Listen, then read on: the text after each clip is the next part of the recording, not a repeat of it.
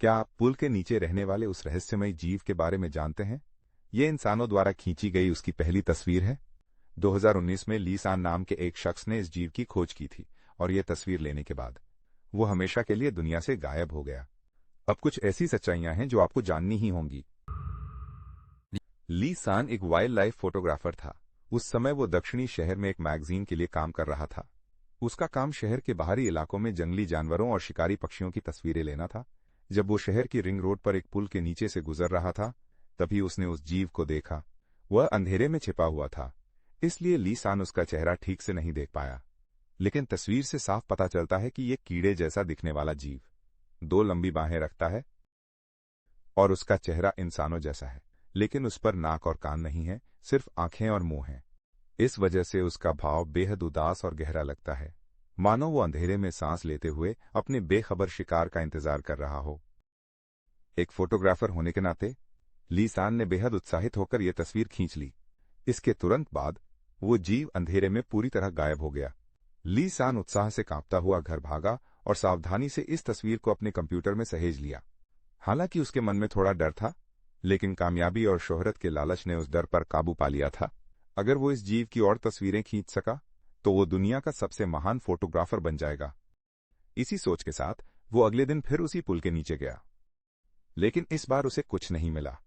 ली सान ने अंदाजा लगाया कि ये जीव सिर्फ रात में ही बाहर निकलता है, इसलिए वो रात में फिर वहां लौट आया। घंटों इंतजार करने के बाद भी जब कुछ नहीं हुआ तो वो पुल के दूसरी तरफ चला गया। तभी पास में एक वीरान हवेली ने उसका ध्यान खींचा। हवेली के चारों ओर जंगली घास और फूल उगे थे, लेकिन जमीन पर किसी बड़े जानवर के रेंगने के साफ निशान थे। ली सान जब हवेली के पास गया तो उसे पता चला कि ये दशकों से वीरान पड़ी है। यहां आप सोच रहे होंगे, अगर ली सान गायब हो चुका है तो हमें ये सब कैसे पता चला? दरअसल ऊपर बताई गई सारी बातें ली सान की डायरी से मिली हैं, जो उसने हवेली में घुसने से पहले लिखी थी। लेकिन उसकी डायरी यहीं खत्म हो जाती है। आगे की कहानी हमें उसके कैमरे से पता चली। ली सान कैमरा लेकर हवेली में दाखिल हुआ। पुरानी होने की वजह से बिजली कटी हुई थी और अंदर घुप अंधेरा था, इसलिए ली सान को अपने कैमरे की लाइट जलानी पड़ी। उसके हाव भाव से लग रहा था कि उसे यकीन हो गया था कि वो जीव यहीं कहीं है। कैमरे के माइक में वो हवा में किसी जीव की धीमी गुर्राहट सुन सकता था। उसे यकीन था कि जीव आसपास ही है। तभी उसने फर्श पर किसी चीज के घिसटने की आवाज सुनी। कैमरा तेजी से घूमा और एक सफेद रेंगते हुए कीड़े को कैद कर लिया, जो हाथी की सूंड जितना बड़ा था। लेकिन यह कल देखे गए जीव से बहुत छोटा था। शायद ये उसका बच्चा था। ली सान इस पल में खुशी से पागल हो गया। उसकी किस्मत बदलने का मौका दरवाजे पर दस्तक दे रहा था। लेकिन अपनी कल्पनाओं में खोया ली सान अचानक एक दर्दनाक चीख से दहल गया।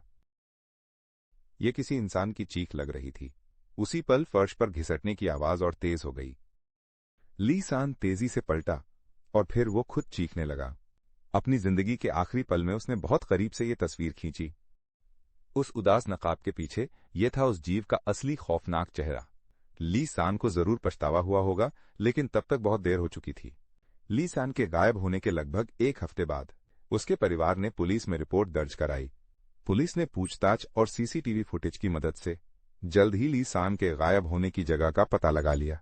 जब पुलिस उस हवेली में पहुंची तो वहां हर तरफ खून के धब्बे थे, लेकिन उन्हें सिर्फ ली सान का कैमरा मिला और साथ में मिला किसी जीव के मल जैसा दिखने वाला ढेर। वैज्ञानिकों ने तुरंत उस मल की जांच की और उसमें उन्हें ली सान का डीएनए मिला। इसलिए माना जाता है कि ली सान की मौत हो चुकी है। ली सान द्वारा छोड़े गए सबूतों के कारण हमें इस जीव के अस्तित्व के बारे में पता चला। इसके बाद हमारे शोधकर्ताओं ने कई बार इस जीव को देखा और उसकी आदतों का अध्ययन किया। अब हम इस जीव की प्रकृति को लगभग समझ चुके हैं और हमने इसे ब्रिजवर्म नाम दिया है। ब्रिजवर्म एक विशाल शिकारी है जो घात लगाकर हमला करता है। यह अपने घोंसले के पास आने वाले स्तनधारियों को खाता है, जिसमें इंसान भी शामिल हैं। हमारे अवलोकन के अनुसार ब्रिजवर्म के घोंसले मुख्य रूप से पुलों, सुरंगों या शहर के बाहरी इलाकों में सुनसान अंडरपास में होते हैं। ऐसी जगह चुनकर वो ज्यादातर लोगों का ध्यान आकर्षित करने से बचता है और उसे खाने के लिए पर्याप्त शिकार भी मिलता रहता है। आमतौर पर ब्रिजवर्म खुद शिकार करने नहीं जाता, बल्कि वो शिकार को अपने इलाके में आने का लालच देता है और फिर अचानक पूरी ताकत से हमला कर देता है। ब्रिजवर्म के सिर पर एक मांस की परत होती है, जिसे नकली चेहरा कहा जाता है। इस नकली चेहरे का रंग दूधिया सफेद होता है, जो उसके शरीर के बाकी हिस्सों जैसा ही है। जैसे जैसे उसकी उम्र बढ़ती है, ये नकली चेहरा इंसानों जैसा दिखने लगता है।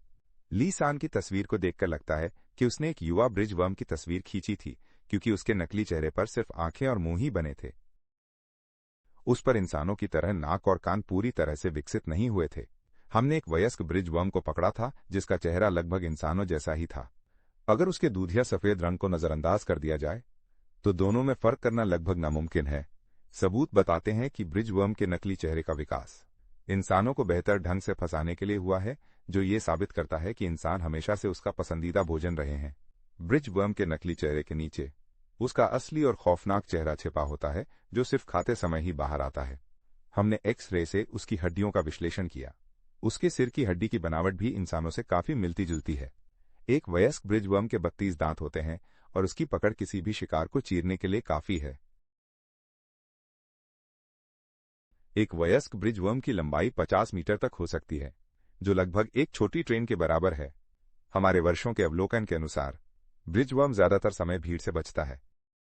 वो वीरान या कम आबादी वाले इलाकों में अकेले शिकार को निशाना बनाना पसंद करता है।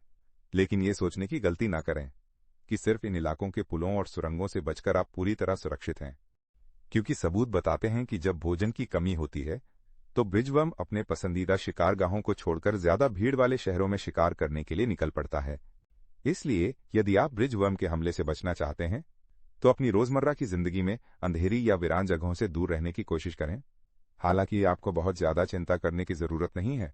फिलहाल दुनिया भर में ब्रिज वर्म की संख्या बहुत कम है। हम अभी तक ये नहीं समझ पाए हैं कि यह जीव प्रजनन कैसे करता है या इसकी उत्पत्ति कहां से हुई है। हमारा अनुमान है कि शायद ये जीव प्राचीन काल में पृथ्वी पर पैदा हुआ था और हाल ही में किसी अज्ञात कारण से फिर से सामने आ गया है। संक्षेप में इस जीव के बारे में अभी और भी बहुत से रहस्य हैं जिन्हें हमें खोजना है।